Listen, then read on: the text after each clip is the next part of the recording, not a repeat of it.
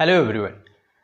Lungs का ख़राब होना, लंग्स का कमज़ोर होना, हम कैसे पता लगाएं हमारे फेफड़े जो हैं वो कमज़ोर हैं या उनमें कोई ख़राबी है।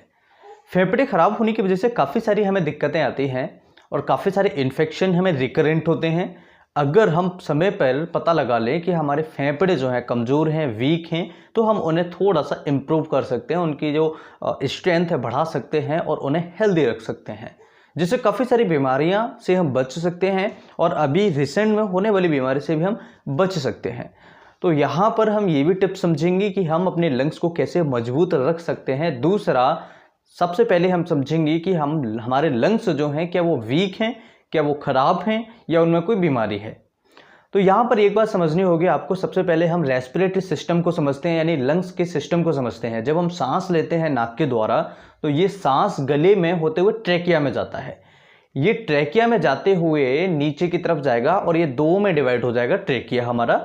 और ट्रेकिया दो में डिवाइड जैसे ही होगा तो एक लेफ्ट के लंग्स में अंदर घुस जाएगा और एक राइट के लंग्स में अंदर चला जाएगा। तो दोनों लंग्स के अंदर ये ट्रेकिया जाता है और उसकी पूरी चारों तरफ से पैकिंग होती है।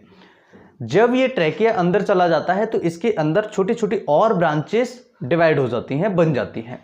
ये छोटे छोटे जो ब्रांचेस होती हैं ये ब्रोंकस, ब्रोंकियोल्स वगैरह में डिवाइड हो जाती हैं। जब हम सांस लेते हैं तो सांस के साथ में ऑक्सीजन जाता है और ऑक्सीजन ट्रेकिया से होते हुए हमारे लंग्स में पहुंच जाता है। और लंग्स में क्या करते हैं, जो ब्लड हमारा हार्ट ने पंप किया हुआ है उस ब्लड में मिक्स हो जाता है। एक वेन्स, आर्टरीज के जरिए, छोटे छोटे वेन्यूल्स होते हैं, उनके ज़रिए ये हमारे ब्लड में मिक्स हो जाता है और ब्लड के अंदर आरबीसीज जो होती हैं उनमें ये बैठ करके आसानी से हमारे पूरे ब्लड के अंदर सर्कुलेट हो जाता है। जब ये पूरे शरीर में सर्कुलेट होता है तो हमें ऑक्सीजन की जो मात्रा होती है प्रॉपर हमें मिल जाती है। जब आप ऑक्सीजन की मात्रा चेक करते हैं अपनी उंगली में पल्स ऑक्सीमीटर से तो वही ऑक्सीजन की मात्रा जो होती है वो हमें यहाँ पर शो हो जाती है।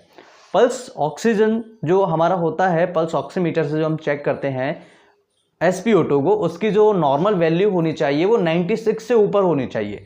95 अगर किसी का होता है और अगर इससे भी किसी का कम होता है तो उसे अलर्ट हो जाना चाहिए या फिर उसे डॉक्टर को दिखाना चाहिए। 95, 96, 97, 98, 99 ये फ्लक्चुएट होता है। 95 से कम नहीं होना चाहिए, तो मतलब कि 95, 96 से ऊपर ही होना चाहिए, ये नॉर्मल क्राइटेरिया होता है। अगर बात करें अगर 95 से नीचे आता है तो ये थोड़ी दिक्कत है, हम आगे इस वीडियो में डिस्कस करने वाले हैं। अब हम समझते हैं कि यहाँ पर हमारे लंग्स जो खराब हुए हैं उनको लंग्स कैसे हम पहचानेंगे कि हमारे लंग्स वीक हैं या खराब हो रहे हैं।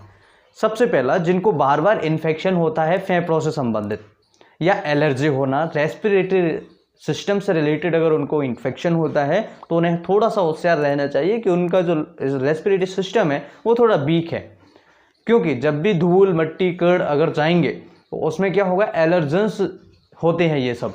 जब एलर्जेंस आएंगे तो हमारे म्यूकस मेम्ब्रेन्स जो होते हैं म्यूकस को ज़्यादा प्रोडक्शन करती हैं, जिसकी वजह से हमें काफ़ी सारी दिक्कतें जैसे कि छींके आना और एलर्जी हो जाना, लाल आँखें हो जाना, नाक से पानी आना, जुकाम हो जाना, कई बार खांसी भी हो जाती है, इस तरह की दिक्कतें होती है। यहाँ पर PND अलग सिस्टम होता है, PND का अलग मैटर है। यहाँ पर हम नॉर्मल जो रेस्पिरेटरी सिस्टम के जो एलर्जी टाइप की होती है उन्हें समझ रहे हैं। तो बार बार किसी को अगर इन्फेक्शन होता है तो यहाँ पर भी ये दिक्कत होती है, ये एक निशानी होती है कि हमारे फेफड़े जो है थोड़ा सा वीक होते जा रहे हैं।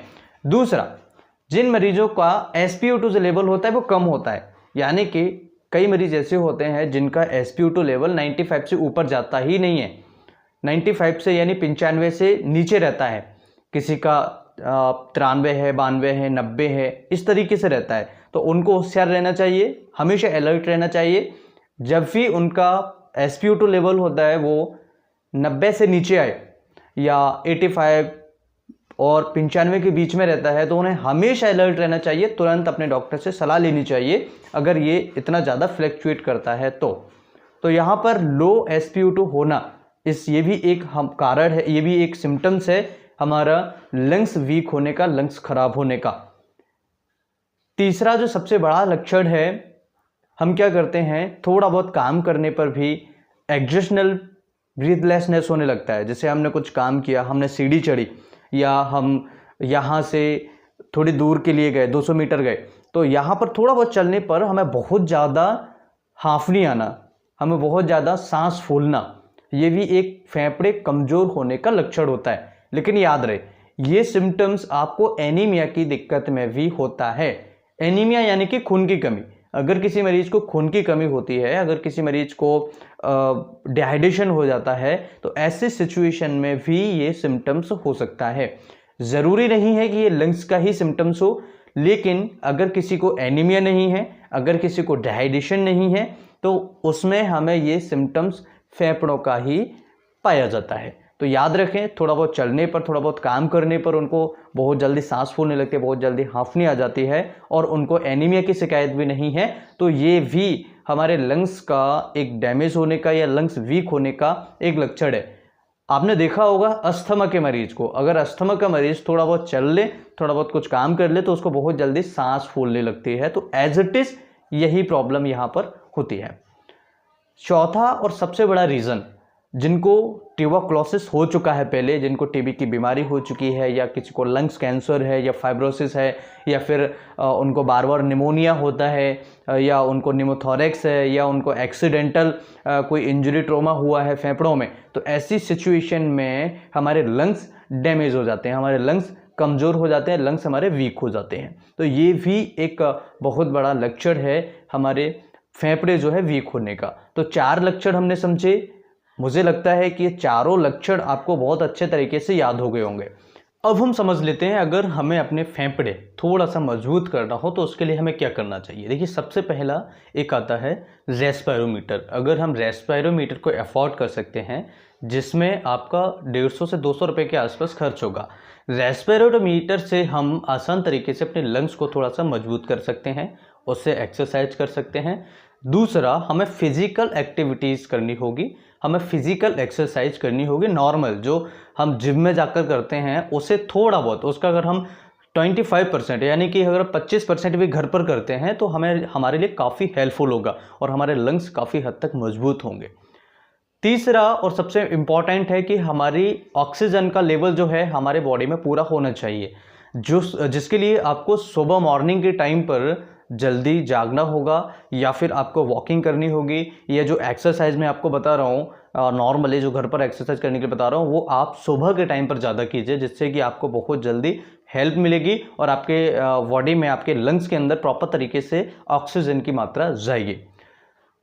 थर्ड एंड सबसे मोस्ट इम्पॉर्टेंट है कि हमारा जो खाना पीना है वो बहुत ज़्यादा हेल्दी होना चाहिए। इसमें फास्ट फूड है, जंक है, या एलर्जी वाली चीज़ें बिल्कुल नहीं होनी चाहिए। इसके अंदर हमें पानी की मात्रा पूरी तरीके से लेनी चाहिए। पानी बहुत ज़्यादा इम्पॉर्टेंट है हमारे लिए, बहुत ज़्यादा ज़रूरी है हमारे शरीर के लिए। अगर हम पानी कम पीते हैं तो हमारा ब्लड का जो वॉल्यूम होता है उसको डिस्टर्ब होता है, उसको बहुत ज़्यादा प्रॉब्लम होती है, इसलिए पानी की मात्रा लेना बहुत ज़्यादा ज़रूरी है। तो आज के इस वीडियो में हमने कुछ टिप्स समझे अपने लंग्स को कैसे मजबूत करें, और हमने समझा कि हमारे लंग्स अगर ख़राब होते हैं तो उसके क्या क्या लक्षण हमें होते हैं। वीडियो अच्छा लगे तो लाइक एंड शेयर करें, कुछ पूछा चाहे तो कमेंट करें।